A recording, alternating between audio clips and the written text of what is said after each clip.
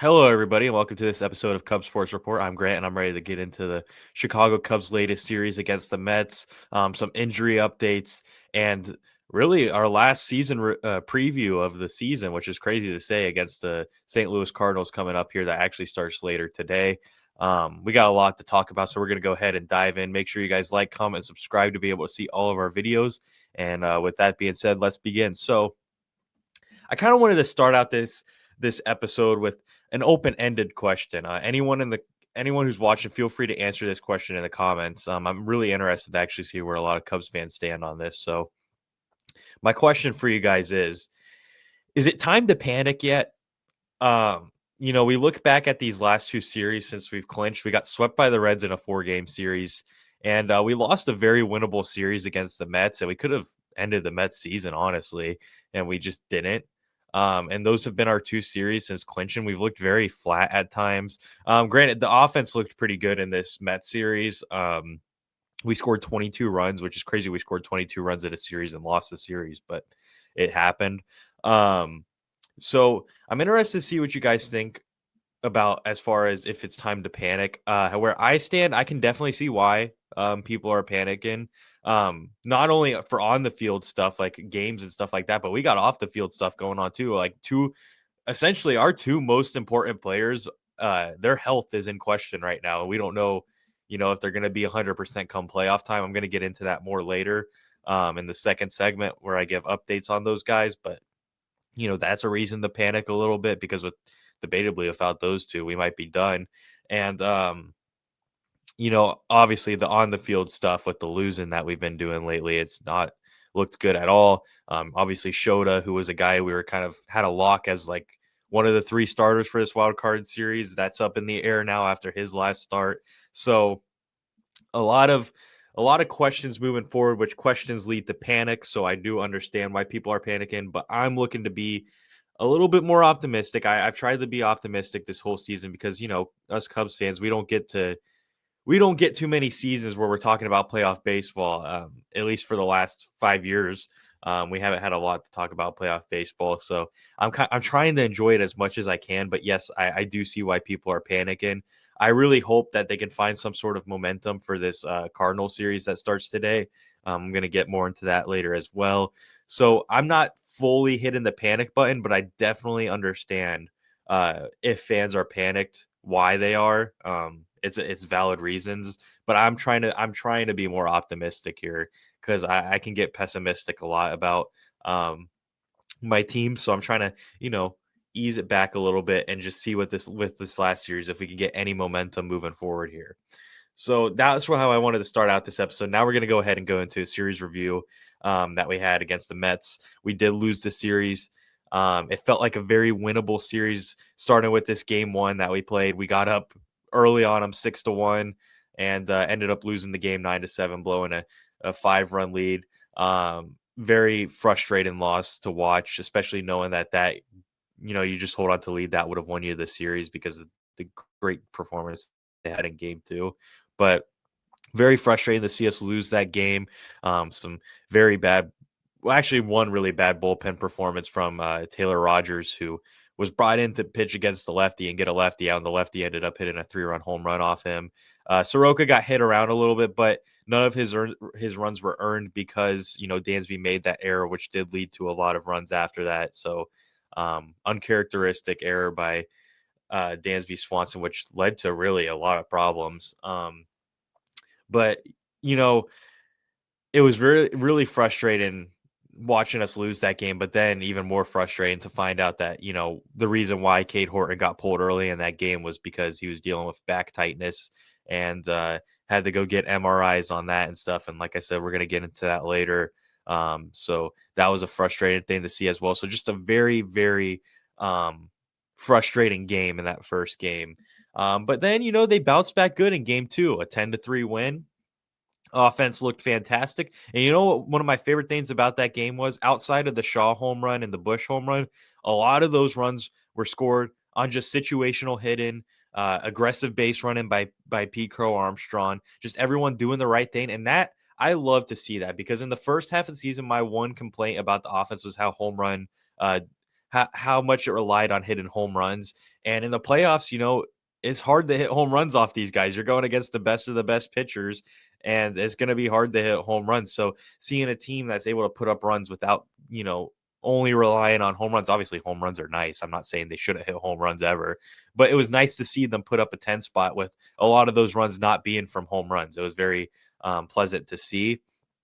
And that's how they're going to have to play against, the Padres in this first wild card series that they have here. So I really like that win on in game 2. I thought it was a great bounce back. Matthew Boyd looked very sharp outside of that 2-run home run he gave up. He looked very solid. So that's a good sign to see as we move forward, because we're going to be relying on him in the playoffs a lot. So that was a nice thing to see. And overall, game 2 made me feel really good, and it was a great necessary bounce back after that game 1 collapse. But then we went into game 3. Shota pitching. Look, as much as I love Shota, I know we all love Shota. There's no denying that he's struggled lately. He's been very bad, to say the least. Given up way too many home runs. He's given up at least 1 home run in 9 of his last 10 starts, which is just not a good stat to have. If you want him to pitch good nowadays, you have to pray that the wind is blowing in, because he's going to give up these fly balls, and a lot of them are leaving the yard.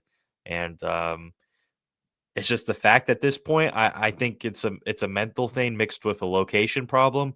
A lot of his pitches that are getting hit for home runs are either a Hun splitter or a bell tie fastball. So he's going to have to figure it out, especially if he wants to pitch in the playoffs. But, I will say this about game 3. I thought the Cubs played pretty good outside of the slow start that they had. If they didn't have as slow as a start, it would have been a much closer game, and we could have maybe even win. The offense started heating up after a few terrible innings. I think we struck out like 11 times off the Mets starter, but then we really started to dial it in the late stages of the game. But too little, too late situation. If there is one positive to take away from this game 3 loss, though, it was seeing Seiya Suzuki finally break out and have 2 home runs. Look, if Seiya can heat up, that really changes the projectile of this team, the trajectory of this team, so to speak. If he heats up, it does a lot for this team.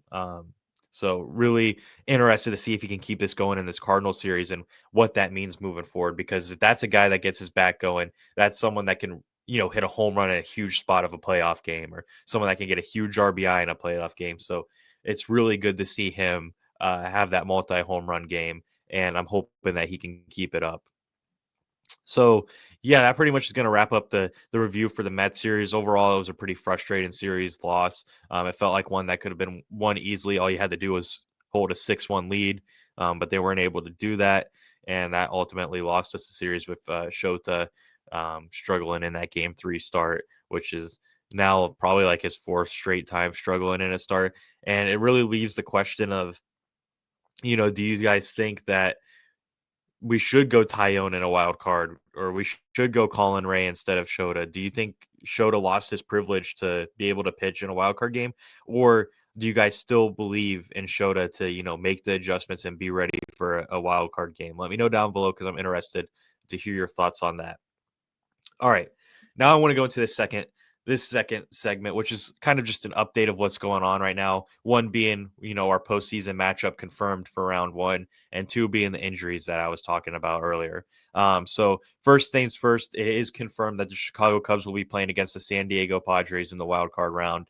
I think everyone kind of knew that was going to be the matchup for a little bit now.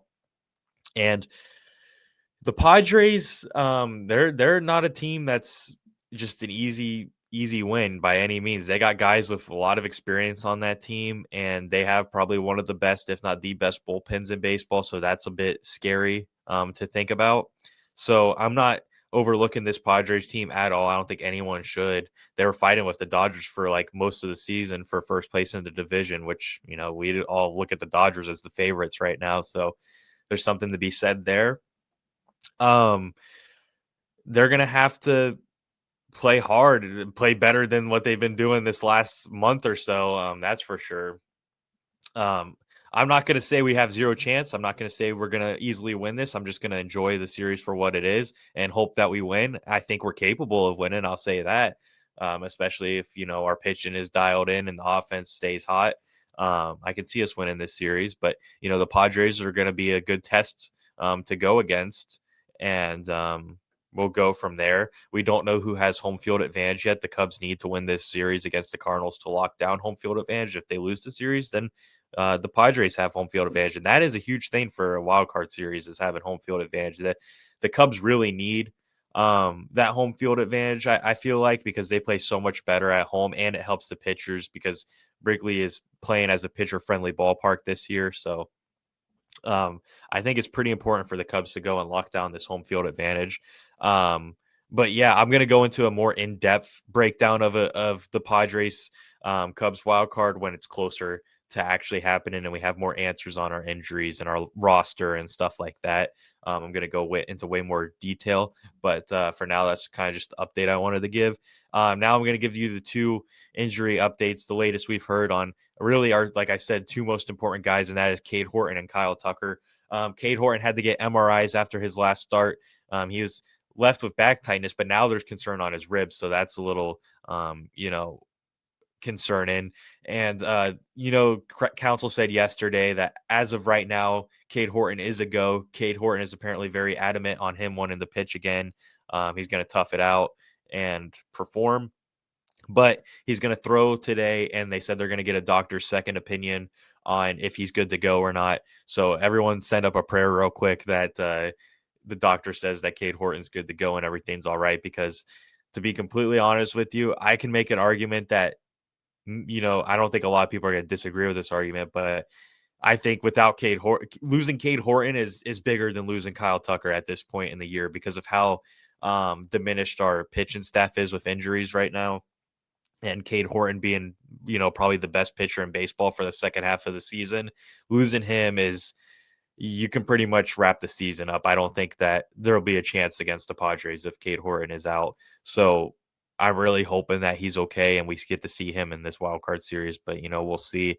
And Kyle Tucker is the other name. He is expected to return, and he's going to DH to start this series. I don't know if he's going to be able to get back out in the outfield before the season ends. It would be nice to see that happen because then that unlocks potential DH options for the wild card. If a right-handed pitcher's thrown, there's a real, a real argument to start Moises Ballesteros right now as the DH against the right-handed pitcher. So it would open more things up, but I don't want to rush Tucker back and have him get re-injured. So we'll see how that goes there. I'm really going to be interested to see how healthy he looks in this Cardinal series. So we'll see how that goes. So yeah, those are the two updates. Cade Horton going to be thrown today and getting a doctor's second opinion, and Kyle Tucker is expected to be back in the lineup in this series. So good news on the Kyle Tucker situation. The Cade Horton situation is semi good news. It's half good news, half not good news. Because, counsel on one hand is saying that Horton's good to go for right now, but they're still needing a doctor's second opinion. So that raises a little bit of concern for me. All right. Finally, we're just going to go into a series preview with the Cardinals real quick. I'm going to do this really quickly because the series starts in literally like 4 hours. Look, there's no way to beat around the bush here. The Cubs need to win this series. They need to handle business. They need to lock up this home field advantage for this Padres series, like I was just saying. And, they have Ray Tyone, and it's not announced yet who's going on Sunday. So Ray and Tyone need to lock in, pitch well against this Cardinals team. We're going against Mikolas and McGreevy, and then not announced for Sunday for them either. So going to have to lock in and win some games here. The Cardinals aren't going to do you any favors, even though their season is essentially over on Sunday. They're not going to go out and give you some wins. It's a rivalry. So it is a little unfortunate that we're going against our rivals when we need some wins here, but you got to earn it. And I think this will be a good chance to gain some momentum moving into the wild card if they win this series and play well. So there's a positive with that. Some things to look for this season. Like I just said, momentum going into the playoffs. I think that's the biggest thing to look for. Seiya to stay hot is another big thing. I want to see PCA get hot. I know that might be wishful thinking, but it would be nice to see him get hot at the plate again. And then finally, I think another very important thing to look out for is Kyle Tucker's health. We're going to get a good look at him now and kind of see where he's at as far as, if he's fully healthy or not. And that's a big thing going into the playoffs. If he's not fully healthy, then that's not ideal moving forward. So I'm really going to be watching him, watching his at bats, making sure that he looks fully healthy because we need him, obviously, down the stretch. That's pretty much going to wrap up this episode. So thank you guys for tuning in and watching this episode of Cubs Sports Report. Please make sure to like, comment, and subscribe to be able to see all of our videos on the GM Sports Report account. I'm Grant. I'm going to be signing off for today.